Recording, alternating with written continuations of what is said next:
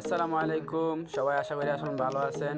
আজকে আমরা দোকানে আসছি। আজকে আমরা চিকেন পাক করব। চিকেন পাক করার জন্য যা দরকার আছে এই প্লেটে আছে, আপনারা দেখে নিন। স্টার্ট করা যাক আজকের রেসিপি। যদি চ্যানেলটি ভালো লেগে থাকে দয়া করে একটি সাবস্ক্রাইব করে দিবেন, আর এরকম ভিডিও পেতে বারবার বেল আইকনকে প্রেস করে রাখবেন।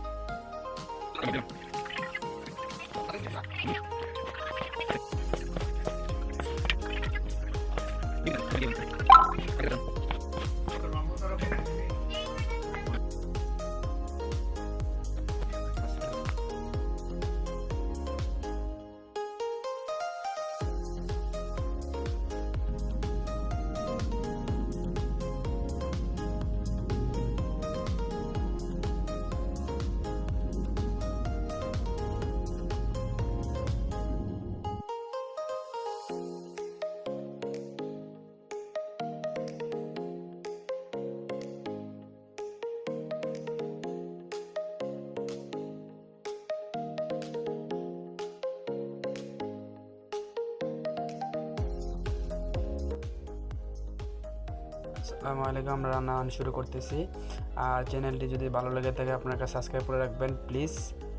আর এরকম ভিডিও পেতে বেল আইকনকে প্রেস করে রাখবেন যেন পরবর্তী ভিডিওগুলো আপনার সামনে নোটিফিকেশন চলে আসে। আসসালামু আলাইকুম, আমরা প্রথমে কড়াইটা বসিয়ে নিচ্ছি।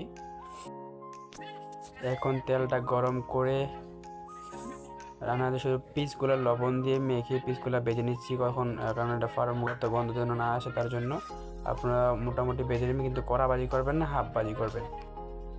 আপনারা দেখতে পাচ্ছেন বাজিটা কীরকম হয়েছে, সেম এরকমভাবে সেম টু সেম করবেন।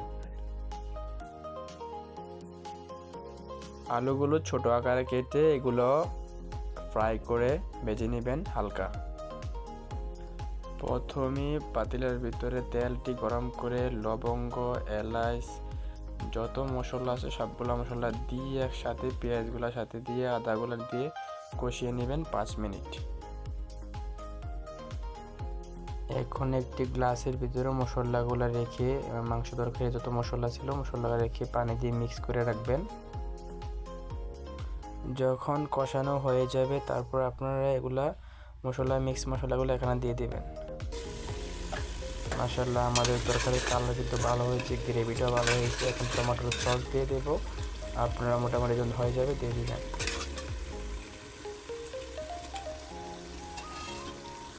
এখন আমরা চিকেন ফ্রাইগুলো দিয়ে দেব। আমাদের যে কষানো তরকারির ভিতরে চিকেন ফ্রাইগুলো দিয়ে একসাথে মিক্স করে নেব। একটু কষিয়ে 2 মিনিট পর আবার একটু দই দিয়ে দিলাম সফট হওয়ার জন্য। তরকারিটা সফট, খেতে খুব ভালো হবে। আপনারা দিলেও পারেন, না দিয়ে পারেন, স্কিপ করলে পারবেন, সমস্যা নেই। তরকারির কালারটা মাশাআল্লাহ খুব ভালো হয়েছে, দেখেন, একটু দেখলে বুঝতে পারবেন। এই পর্যায়ে এসে তরকারিতে পানি দিয়ে দেবেন মাংসটা সিদ্ধ হওয়ার জন্য। এগুলো সিদ্ধ হলে খেতে ভালো হবে। তবে যাওয়ার আগে একটি কথা বলে যাই, সবাই চ্যানেলটা সাবস্ক্রাইব করে দিবেন প্লিজ। নতুন চ্যানেল খুলেছি, আপনাদের সাপোর্টে আমার সাপোর্ট। আপনারা সাপোর্ট করলে আমি এগিয়ে যেতে পারবো। ধন্যবাদ।